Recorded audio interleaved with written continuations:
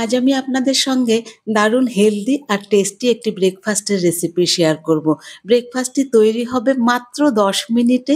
যে কেউ এই ব্রেকফাস্টটি তৈরি করে নিতে পারবে। নমস্কার, আমি জয়শ্রী। আমার চ্যানেলে সবাইকে স্বাগত। রেসিপিটি শুরু করছি। একটা বোলের মধ্যে আমি ছোট কাপ মেপে ১ কাপ সুজি নিয়ে নিলাম। আর ঠিক সুজির সমপরিমাণে নিয়ে নিলাম আটা। এখানে চাইলে কেউ ময়দাও দিতে পারেন। আর ওই কাপের হাফ কাপ পরিমাণে নিয়েছি টক দই। এবারে যেই কাপ মেপে সুজি দিয়েছিলাম সেই কাপেই ১ কাপ পরিমাণে প্রথমে জল দিয়ে দিলাম। আমি জলটা আস্তে আস্তে অ্যাড করব। এবারে চামচ দিয়ে এটাকে গুলে নিচ্ছি। আমি আরও ১ কাপ জল দিয়ে দিলাম। ব্যাটারটা কিন্তু বেশ পাতলা হবে।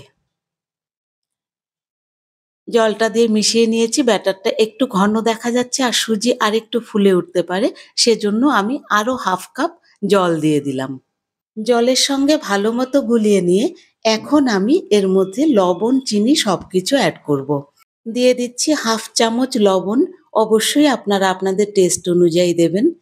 হাফ চামচ চিনি, চিনিটা চাইলে স্কিপও করতে পারেন। ১ চামচ গোটা জিরে, জিরে দিলে পরে এই রেসিপিটা খুব সুন্দর হয় খেতে। আর দিয়ে দিচ্ছি ১ চামচ গুঁড়ো করা গোলমরিচ আর হাফ চামচ মতো চিলি ফ্লেক্স। এবারে রেসিপিটাকে আরেকটু হেলদি করবার জন্য এর মধ্যে দিয়ে দিচ্ছি কিছু সবজি। তার মধ্যে কুচিয়ে নেওয়া গাজর ১.৫ চামচ মতো আর ১.৫ চামচ মতো একদম মিহি করে কুচিয়ে নেওয়া বিনস। আর দিয়ে দিচ্ছি অর্ধেকখানা পেঁয়াজকে একদম ঝিরি করে কেটে নিয়েছি সেই পেঁয়াজটা। আর একটুখানি ধনেপাতা। এবারে সবকিছুকে একসাথে ভালোভাবে মিশিয়ে নেব। সবজি থেকে আরেকটু জল ছাড়লে ব্যাটারটা আরেকটুখানি পাতলা হয়ে যাবে। আর এই ব্যাটারটা ঢেকে রাখা বা রেস্টে রাখার কোনো প্রয়োজন নেই। একদম ইনস্ট্যান্ট তৈরি করা যায়। ব্যাটার তৈরি হয়ে গেছে। এবারে প্যান বসিয়ে প্যানের মধ্যে একটুখানি তেল দিয়ে তেলটাকে ব্রাশ দিয়ে পুরো প্যানের মধ্যে ছড়িয়ে দেব। এরপরে হিটটাকে আমি মিডিয়াম করে দিয়ে এর মধ্যে এইরকম একটা হাতা দিয়ে ব্যাটারটাকে পুরো প্যানের মধ্যে ছড়িয়ে দেব। প্যানটা একটু ছোট সাইজের হলে পরে রুটিগুলো দেখতে ভালো হবে আর উল্টাতেও সুবিধে হবে।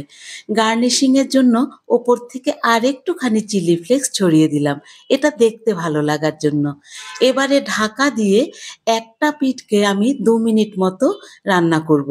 কারণ আমি কিছু সবজি দিয়েছি, তাহলে সবজিগুলো খুব ভালো মতো কুক হবে। ২ মিনিট বাদে ঢাকনাটাকে সরিয়ে নিয়েছি। এবারে ওপরটা একটু ড্রাই হওয়ার জন্য অপেক্ষা করব। ঢাকনা খুলে মিনিট খানেক অপেক্ষা করবার পরে ওপর দিকটাতেও আর একটুখানি আমি তেল ব্রাশ করে দিলাম। সুজি দিয়ে করবার জন্য এই রুটিগুলি খেতে হয় দুর্দান্ত। সাইডগুলো একটু ক্রাঞ্চি আর মাঝখানটা বেশ নরম। দারুণ টেস্টি হয় খেতে কিন্তু। খোলা অবস্থায় ২ মিনিট রান্না করবার পরে উল্টে দিয়ে আরেকটা পিঠ আমি আরও ২ মিনিট হতে দেব।